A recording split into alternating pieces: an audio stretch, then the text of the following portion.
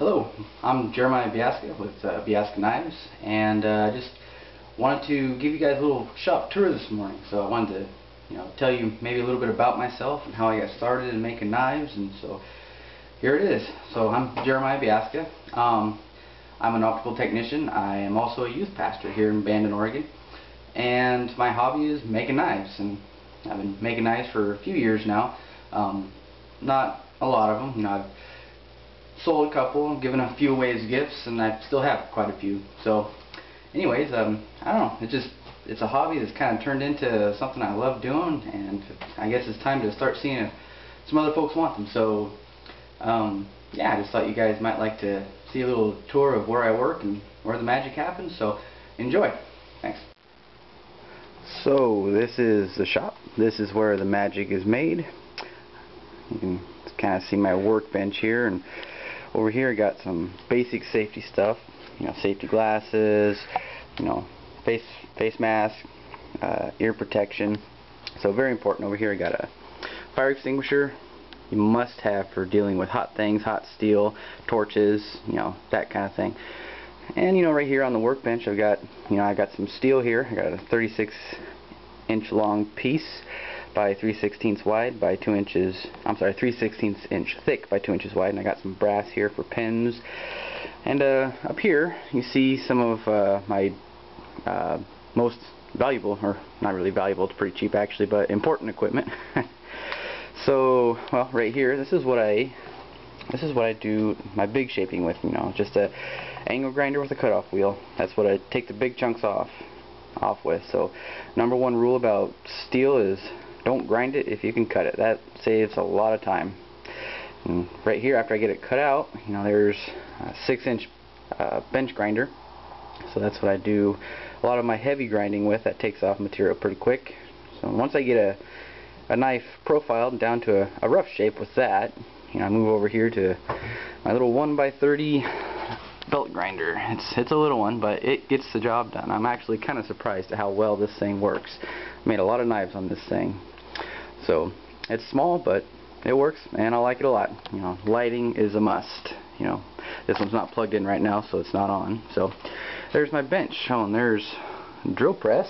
So that's do a lot of drilling of pinholes and removal of stock on the inside of the handle to reduce weight. So that's the drill press. That's actually my father-in-law's. Actually, this is my father-in-law's garage that I'm borrowing right now because I don't have a workspace of my own right now. So he's been gracious enough to let me use this space. So yeah, here's my shelf. I bought this shelf brand new, and it's got all kinds of stuff on it, all kinds of toys. So up here I got torches, MAPP gas. I use MAPP gas because it burns pretty hot and it's cheap.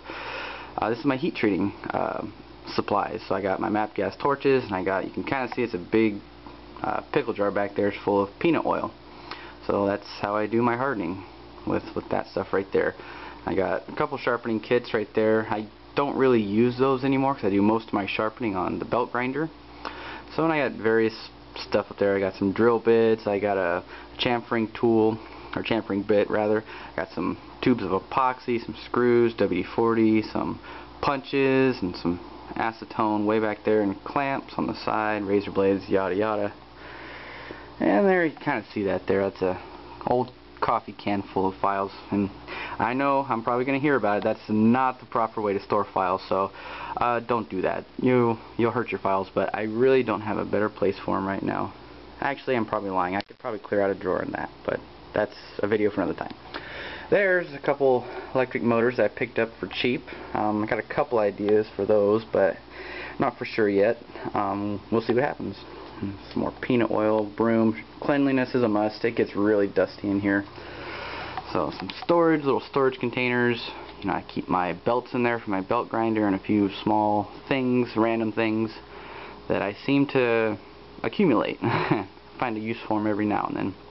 So down here I got another bench grinder. This is an 8-inch bench grinder. It's really old. It's actually my father-in-law's, and he's let me use it, but it's kind of a pain. It's pretty old and it's tired, and it doesn't run too strong. There's, you kind of see it, the lighting's kind of bad in here, but let's see if we can get a better view. No, there's my scroll saw. So I use that for cutting out handle scales that I fit to the knife. It works great. You know, I can cut some pretty intricate shapes with that pretty quickly, so I really like it a lot. So tool chest, and lots of random tools in there that I seem to use a lot. So that's my shelf. And over here I got this little cart. It's kind of storage space right now. I use it for extra working area every now and then. But this right here, this might be the thing that I'm most proud of right now. It's a heat treating oven that I built. You can kind of see it. It's framed by angle iron and all thread. The angle iron is, nothing's welded. It's all held together with all thread and nuts. So the frame I constructed out of angle iron and it's squeezed together by the all thread. But the fire brick is also squeezed together by these corner pieces and these bottom rails here. And you can kind of see the all thread goes across underneath there. You can't really see it, but it does the same thing on the back, and it just holds it all together, compresses it all together. So it's actually really sturdy. I'm kind of surprised at how sturdy it is. And so this is the front door.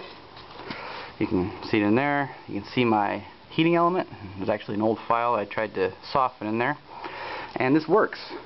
You know, I put this together, and you know, there's all the electronics. Don't pay attention to that. It's a mess right now.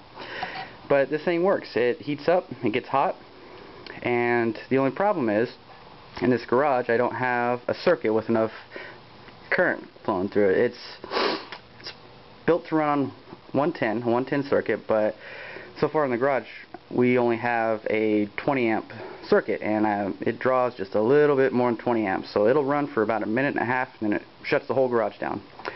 So yeah, there's that thing. And here's project box. You know, I got this. I'm going to put all of these electronic stuff in there. I got, you know, solid state relay, I got a PID controller to control the temperature, and I got this is a thermocoupler. You can see it goes in right there and tells me the temperature, so I can actually tell it what temperature I want it to go to, and it'll go to that and hold it. But yeah, all this junk right here, this is going to be organized, and it's going to be put into this nice and neat tidy little package. And I'm gonna find a way to mount that, you know, right about here, off to the side.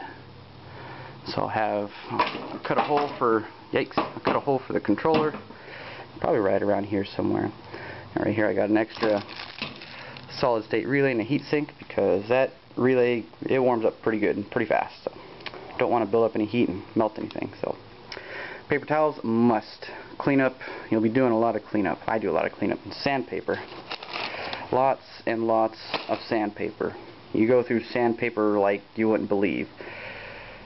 So yeah, sandpaper is very important. And this I built this when I first got started into knife making, and I'll probably do another video on that, you know, someday. But yeah, that's how, if you don't have any power tools, if you don't have a belt grinder, that's how you can grind your bevels, or rather file your bevels. And it works really good. It's just time consuming and laborious, but it works. It's a lot better than just using your hands. There's a tool bag for random tools that I seem to find a lot of. I don't seem to have enough storage space right now. And my shop vac, very handy.